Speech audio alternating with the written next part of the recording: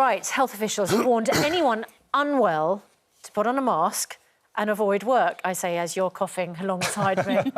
Well, it's not a new rule, but is it time to... or rule, I should say, but is it time to bring back voluntary face masks?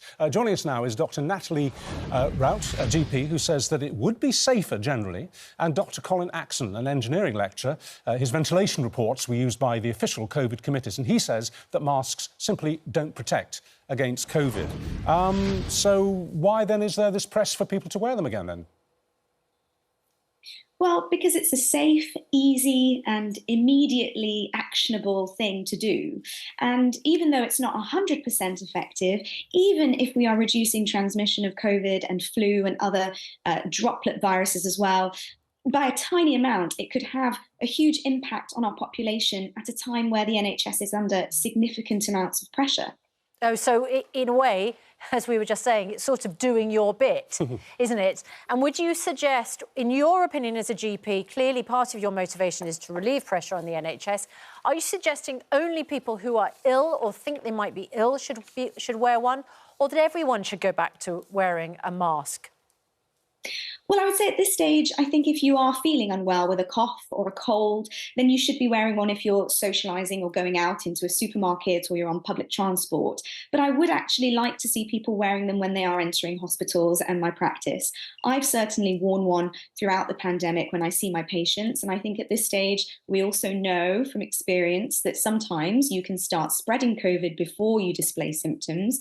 It would be sensible to start wearing them in all healthcare establishments. Dr Colin Axon, you did a report on ventilation which was used by some of the committees to help them make decisions early in the pandemic. You don't have faith in the preventative quality of masks. Why not? The evidence, that the highest quality review evidence, shows quite clearly that there is no measurable effect at all. And this is looking at lots of studies from around the world and evaluating the quality of their studies, the design of the studies, the gathering of the evidence, the statistical analysis. And that has been reviewed by a team that uses what's called the Cochrane method for reviewing evidence. And that is the gold standard of review.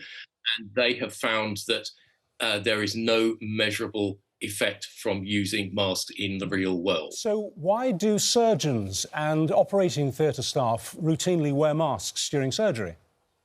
Because it's to protect the theatre staff from splashes during surgery of bodily fluids of the patient, not to protect the patient. Why then does the UK Health Security Agency raise the prospect of new restrictions and say face coverings could help slow the spread? That is the UK Health Security Agency. Are they simply wrong? The current director, Jenny Harries, back in 2020 had the evidence correct when she said that the evidence, I think she said, was not strong or was weak for the use of face masks in the community.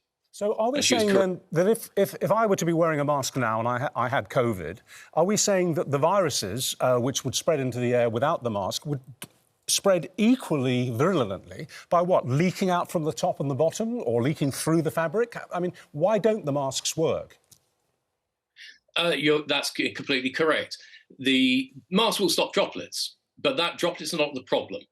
It is the very tiniest particles, which are called aerosols, that will mostly pass through the material of the standard masks that are generally being used. And, of course, the gaps around the side render them essentially without use. Dr Natalie Rout, you're shaking your head. I know that if people are going into your surgery, you'd like them to wear a mask this morning, wouldn't you? Absolutely. And I think, yes, of course, a mask needs to be well fitted. A mask needs to be of a certain material to provide a certain amount of protection. And we have studies that show that. OK, thank you both very much indeed.